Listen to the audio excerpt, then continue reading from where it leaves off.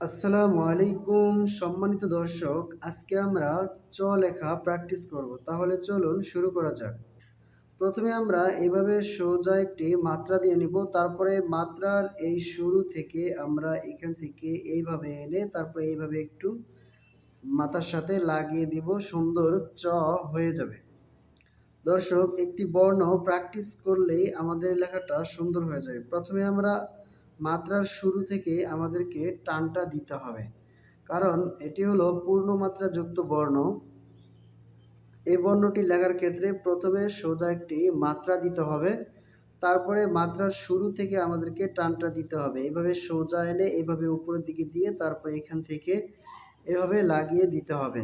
দর্শক, আমি কয়েকবার প্র্যাকটিস করছি, আপনারা আপনাদের সন্তানদেরকে এভাবে দেখে দেখে প্র্যাকটিস করালে আশা করি তাদের হাতের লেখা অনেক সুন্দর হয়ে যাবে ইনশাআল্লাহ। চ চ বর্ণটি অনেকে আমরা লেখার সময় গোল করে ফেলি বা বিভিন্ন রকমের ভুল আমরা করে থাকি। আসলে এটি কঠিন কোনো বর্ণ না, এই বর্ণটি অনেক সহজ। তো প্রথমে আমরা পূর্ণ একটি মাত্রা দিয়ে নিব, মাত্রার মাঝখান থেকে কিন্তু নয়, মাত্রার শুরু থেকে।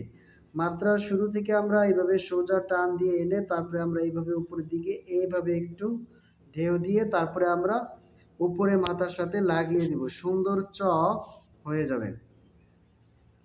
সোজা একটি মাত্রা দিয়ে নিব, তারপরে মাত্রার শুরু থেকে আমরা এইভাবে এনে এই পর্যন্ত এনে এইভাবে এই পর্যন্ত দিয়ে দিব, সুন্দর চ হয়ে যাবে।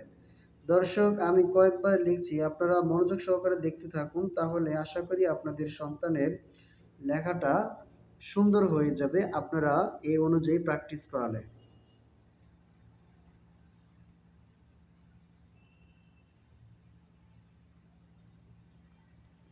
দর্শক, আজকে আমাদের এই চ লেখা পর্যন্তই এই সংক্ষিপ্ত ভিডিও ছিল। দেখা হবে আপনাদের সাথে অন্য কোনো ভিডিওতে। সেই পর্যন্ত ভালো থাকবেন। আল্লাহ হাফেজ।